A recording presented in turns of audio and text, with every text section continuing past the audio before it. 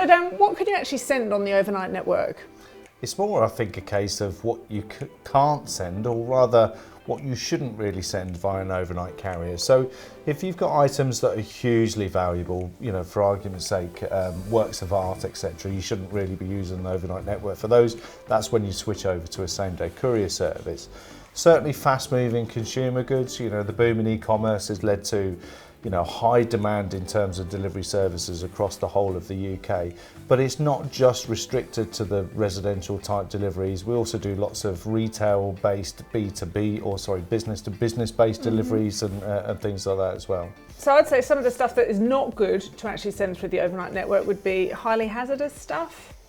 It's a challenge, yeah, because it's going to be mixed in with lots of other shipments as well. So we need to make sure that they're not going to have an impact upon the quality of delivery for the other items that are being delivered along with it. Stuff that isn't very well packaged. That's a crucial one. So, you know, for me, I've spent the last 26 years working in the overnight carrier sector, and to me, it's all about the packaging.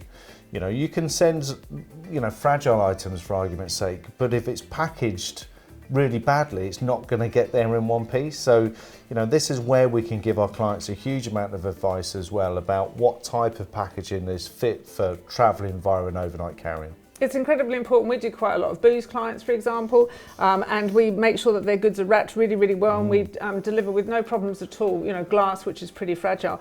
And it's actually really interesting. You need the expertise of logistics type people, such as Dan. I never consider myself to be the logistics expert here at Diamond, because it's only when you really understand how the carriers work that you understand why stuff wouldn't necessarily be good for an overnight. Like, for example, stuff in tubes. Like, why would stuff in tubes not be good for an overnight, Dan?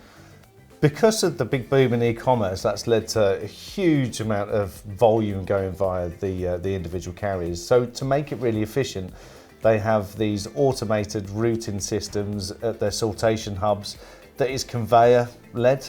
So effectively, all of the parcels go onto conveyor belts, clearly rolls on conveyor belts. You know, if you've ever been at Tesco's and you've been putting through your bottles of wine, you know, and you put them a certain way and they're rolling all over the place, that's effectively what happens with tubes in the carrier networks. So the ideal stuff to go on an overnight and international network is stuff that is well packaged, relatively small in terms of box size, and flat edged in order to ensure that it doesn't slide off the conveyor belt. But if you need any more advice with regards to either packaging or the right kind of consignment to go through the overnight network, you know who to give a shout.